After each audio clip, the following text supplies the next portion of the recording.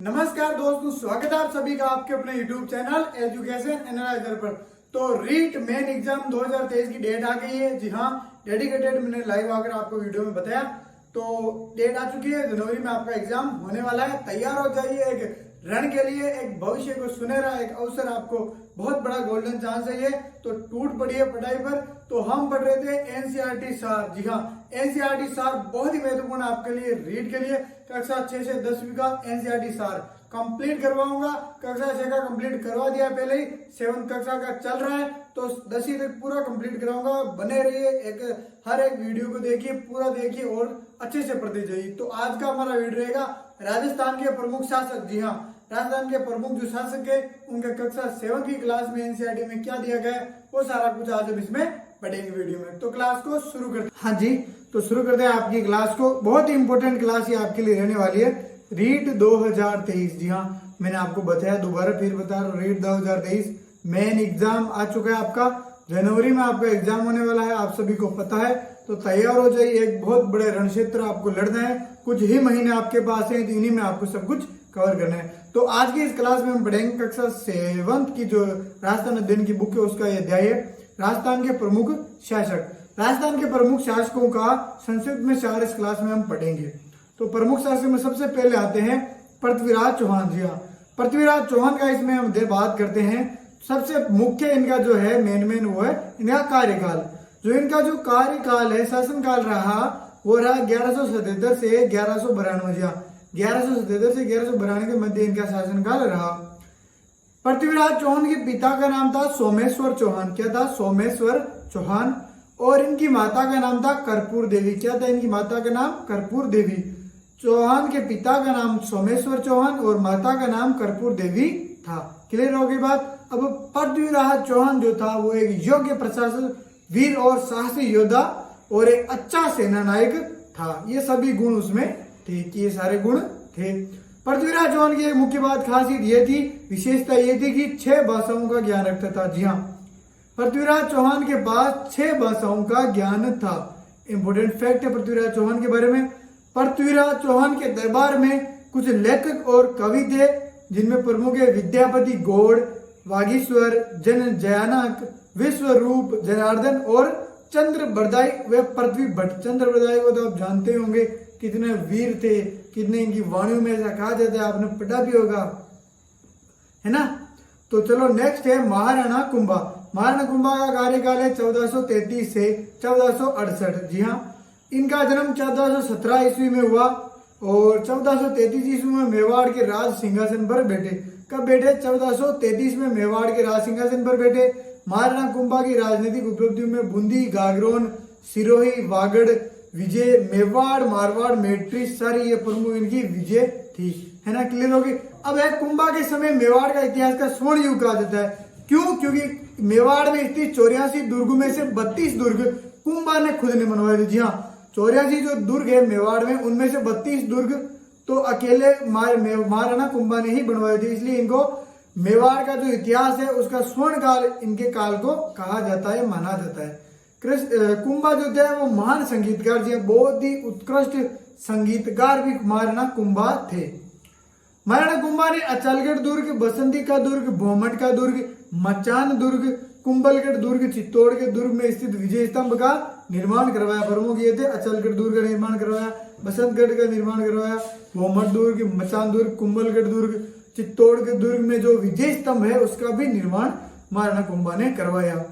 और कुंभा ने भी कुछ ग्रंथ भी रचे, उनकी रचना की, वो प्रमुख है संगीत राज, क्योंकि इनके संगीत में रुचि थी, बहुत ही अच्छे संगीतकार ये थे। तो संगीत राज, संगीत मीमांस, सूड प्रबंध, सबसे प्रमुख इनके ग्रंथ हैं। क्लियर है? नेक्स्ट हम पढ़ते हैं। कुंभा ने जयदेव रचित गीत गोविंद पर रसिक वीर्य टीका की रचना की। वे चंडी शतक भी टीका भी इन्होंने रचना की। क्या रचना की? कुंभा ने जयदेव रचित, जयदेव की रचित है गीत गोविंद पर रसिक प्रिय टीका की रचना की, और जो चंडी शतक की टीका भी इन्होंने रचना की। महाराणा कुंभा ने महाराजा धीराज, रायन महाराण, राजगुरु, दांगुरु, हालगुरु, परम गुरु, चाप गुरु आदि उपाधि इनको मिली हुई है। सारी इनकी क्या है? उपाधियां हैं। क्लियर है? नेक्स्ट राजा हम पढ़ते हैं महाराणा सांगा। जी हाँ, महाराणा सांगा बहुत ही महत्वपूर्ण। 1509 से 1528 इनका कार्यकाल कब से कब तक? 1509 से 1528। सांगा रणमल का पुत्र था। जी हाँ, महाराणा जो सांगा था वो रणमल के पुत्र थे। किनके पुत्र थे? रणमल के। महाराणा सांगा पराक्रमी योद्धा थे। इन्होंने दिल्ली, गुजरात, मालवा मुगल बादशाहों के आक्रमण से अपने राज्य की बहादुरी से रक्षा की। अब महाराणा जो सांगा थे इनके शरीर पर 80 घाव थे। कितने घाव थे? 80 घाव थे, ऐसा कहा जाता है। मालदेव, नेक्स्ट हम पढ़ते हैं मालदेव। मालदेव 1532 से 1562, संस्कृत में पढ़ रहे हैं एनसीईआरटी सार। 1532 से 1562 तक मालदेव का कार्यकाल शासनकाल रहा। मालदेव राठौड़ वंश के राव गंगा के ज्येष्ठ पुत्र थे, यानी राव गंगा के जो सबसे बड़े पुत्र थे वो थे मालदेव राठौड़। राठौड़ वंश के ही थे। राव मालदेव का शासन मारवाड़ का शौर्य युग कहा जाता है। शौर्य यानी वीरता से परिपूर्ण थे। इन्होंने अपने काल में कुल 52 युद्ध जीते। देख लो कितनी बड़ी बात है, 52 युद्ध अकेले इन्होंने जीते थे। इनको इसीलिए इनका जो काल था इसको मारवाड़ का शौर्य युग कहा जाता है। इनके साथ छोटे बड़े 58 परगने का भी अधिकार रहा। छोटे बड़े 58 परगने जो क्षेत्र होते थे परगने पुराने समय में, उनको भी इनको जीता था। मालदेव ने सोजत दुर्ग, मालकोट दुर्ग मेड़ता में जो है पोखरण दुर्ग का निर्माण करवाया। चलो, मालदेव को फारसी इतिहासकारों ने हसमत वाला शासक, यानी हसमत का मतलब होता है ताकतवर, जी हाँ, ताकतवर शासक कहकर पुकारा है। और मालदेव की मृत्यु 1562 में हुई। नेक्स्ट आते हैं वीर राजस्थान और जिसे कह सकते हैं मेवाड़, सबसे वीर भारत के एक महान योद्धा महाराणा प्रताप। 1572 से 1597 में इनका शासन काल रहा। महाराणा प्रताप उदय सिंह का ज्येष्ठ पुत्र था। किसका था? उदय सिंह तो थे, उनके सबसे बड़े पुत्र थे महाराणा प्रताप। इनका जन्म 9 मई 1540 को कुंभलगढ़ में हुआ। क्लियर है? राज्याभिषेक 28 फरवरी 1572 को ये राजा बने। 28 फरवरी 1572 को। महाराणा प्रताप ने संकट काल में भी कृषि और वनों के विकास में का प्रयास करता रहा। इसीलिए इन विषयों पर विश्व वल्लभ पुस्तक रचवाई। जी हाँ, जो इनके कृषि और वनों के जो विकास पर उन्होंने कार्य कहा, उन्होंने उस विषय पर विश्व वल्लभ नामक पुस्तक भी लिखवाई। क्लियर है? नेक्स्ट है महाराजा राय सिंह। जी हाँ, 1574 से 1672 का इनका शासन काल रहा। कल्याणमल बीकानेर के जो राव थे कल्याणमल के ये पुत्र थे और जन्म इनका 1574 ईस्वी में हुआ। इसे अपनी दानशीलता के कारण राजपूतों का कर्ण कहा जाता है। जी हाँ, इंपॉर्टेंट है। और एक क्वेश्चन मैं आपसे पूछता हूँ, मेवाड़ का कर्ण किसे कहा जाता है? कमेंट करके मुझे बताओ। और राजपूताने का कर्ण कहा जाता है महाराजा राय सिंह को। किसका कारण? क्योंकि ये दान थे कर्ण की तरह। बीकानेर के जूनागढ़ दुर्ग का निर्माण करवाया। किले के भीतर इन्होंने एक प्रशस्ति भी लिखवाई जिसमें राय सिंह प्रशस्ति कहा जाता है, यानी राय सिंह की इनकी यहाँ पर जो प्रशंसा की हुई है, बड़ा चढ़ाकर इनकी बातें बताई गई है। राय सिंह ने राय सिंह महोत्सव और ज्योतिष रत्नमाला ग्रंथ की भी रचना की। नेक्स्ट है मिर्जा राजा जयसिंह। 1642 से 1627 का इनका कार्यकाल रहा। 1621 आमेर की राजनीतिक राजगद्दी पर बैठे। मिर्जा राजा जयसिंह 3 मुगल सम्राटों के साथ कार्य किया इन्होंने, जहांगीर, शाहजहां और औरंगजेब, इन तीनों के साथ इन्होंने कार्य भी किया।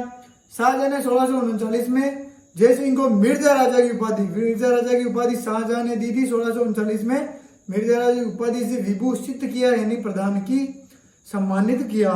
मिर्जा राजा जयसिंह के राजकवि बिहारी ने 1662 में बिहारी सतसई की रचना की। कब? 1662 में बिहारी सतसई की रचना की कवि बिहारी ने। जयसिंह के अन्य दरबारी थे राम कवि, इन्होंने जयसिंह चरित्र की रचना की। हो गया क्लियर? चलो नेक्स्ट है महाराजा जसवंत सिंह। 1638 से 1678 इनका शासन काल रहा। इनका जन्म 1626 में बुहरानपुर में हुआ। पिता का नाम गज सिंह था और मुगल बादशाह ने जसवंत सिंह को महाराजा की उपाधि दी। औरंगजेब कस्बा इन्होंने बसवाया। जसवंत सिंह अच्छे साहित्यकार थे जिसने आनंद प्रकाश सिद्धांत, बोध, भाषा भूषण, प्रबोध, चंद्रोदय आदि ग्रंथों की रचना की। क्लियर है? नेक्स्ट है महाराजा राज सिंह प्रथम। महाराजा राज सिंह प्रथम का जो शासनकाल है वो 1652 से 1680 के मध्य रहा। सिहाड़ नाहद्वारा में श्रीनाथ जी की मूर्ति और द्वारकाधीश की मूर्ति कांकरोली जो राजसमंद में है वह इन्होंने मूर्ति बनवाई और इनके मंदिर भी बनवाए। नाथद्वारा में श्रीनाथ जी की मूर्ति के इनका मंदिर बनवाया और द्वारकाधीश की में कांकरोली के राजसमंद में इन्होंने मंदिर बनवाया। उदयपुर में अंबा माता का मंदिर और कांकरोली में राजसमंद झील का निर्माण भी करवाया। क्लियर है। इस झील पर रणछोड़ भट्ट द्वारा संस्कृत भाषा में लिखित प्रशस्ति से 25 शिलाओं पर खुदवाया, 25 शिलाओं पर प्रशस्ति खुदाया, जिसे राज प्रशस्ति के नाम से जाना जाता है। क्या नाम है? राज प्रशस्ति। देश का सबसे बड़ा शिलालेख है ये, देश का सबसे बड़ा शिलालेख जिसे 25 शिलाओं के ऊपर खुदाया गया है। नेक्स्ट है सवाई जयसिंह। सवाई जयसिंह 1698 से 1743 इनका कार्यकाल, 1698 से 1743 इनका शासनकाल रहा। 1688 में इनका जन्म हुआ और औरंगजेब ने जयसिंह को सवाई की उपाधि दी। किसने दी? तो देख लो, सारे मुगल बादशाहों ने इनको उपाधि दी है। लगभग जो भी शासक हुए हैं उनको मुगल बादशाहों ने उपाधियां प्रदान की है। चलो एकमात्र ऐसे शासक का नाम बताओ जिसको महाराजा या महाराणा या कोई भी उपाधि मुगल या औरंगजेब ने नहीं दी, बताओ। जयसिंह की सवाई प्रदान की और सवाई जयसिंह ने अमर के स्थान पर जयपुर की राजधानी, आमेर के स्थान पर जयपुर की राजधानी की। आमेर के स्थान पर किसकी राजधानी की? जयपुर की। सवाई जयसिंह ने 1725 ईस्वी में नक्षत्रों की गति की गणना करने के लिए एक शुद्ध सारणी का, जी हाँ, नक्षत्रों की गणना के लिए एक शुद्ध सारणी का निर्माण भी करवाया, जिसे तत्कालीन मुगल बादशाह जीजे मोहम्मद शाही के नाम रखा गया। मोहम्मद शाह के काल में ज्योतिष विद्या पर जयसिंह नामक ग्रंथ भी लिखा गया। नेक्स्ट और अंतिम है जाटों के प्लेटो, जिसे कहा जाता है जाटों के बहुत बड़े राजा महाराजा सूरजमल।